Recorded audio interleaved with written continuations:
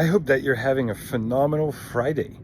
I just met with a client and we went over some amazing tax strategies to save money through real estate. Let's see what we covered. When we bought our house, and these are just examples, we bought it for $300,000. And then when we sell it, we're gonna sell it for $400,000. During our 10-year there, we spent $30K on it.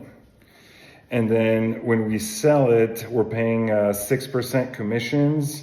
So that's gonna be 24. And then let's say we spent another 16 to get it ready. So that would be 40, so that's 360. And then here we're at 330. That's a gain of 30, okay? When you go net sale minus net purchase, which is your basis.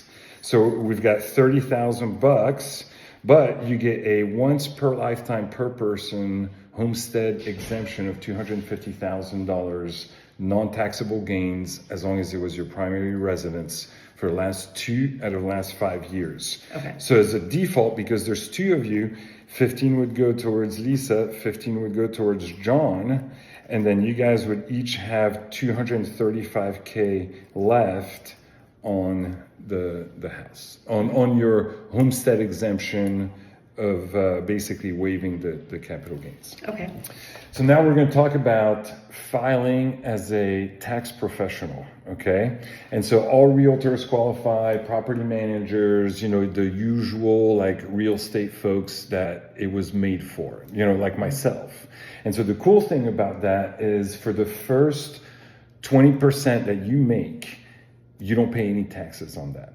Oh, nice. So if I made $100,000 this year, then I would only be taxed on $80,000 because of 199A, which is the tax rule for real estate professionals. How do lay people qualify for 199A?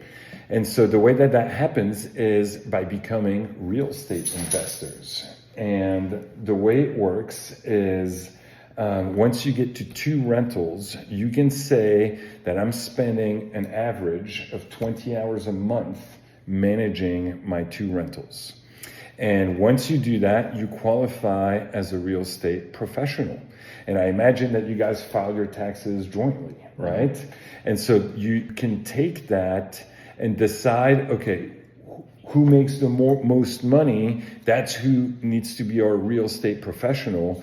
Because now, even though you make some money as a real estate professional investor, you're gonna take that 20% and apply it to your W-2 job, which is gonna make way more money. So now, if you make 200 grand at your job, then you know the first 40K that you made is tax-free.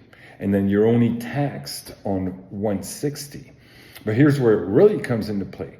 Let's say you make 250. The tax bracket is like 235 or something like that until you go to the next component, and then like you go up an extra 5% of tax rate.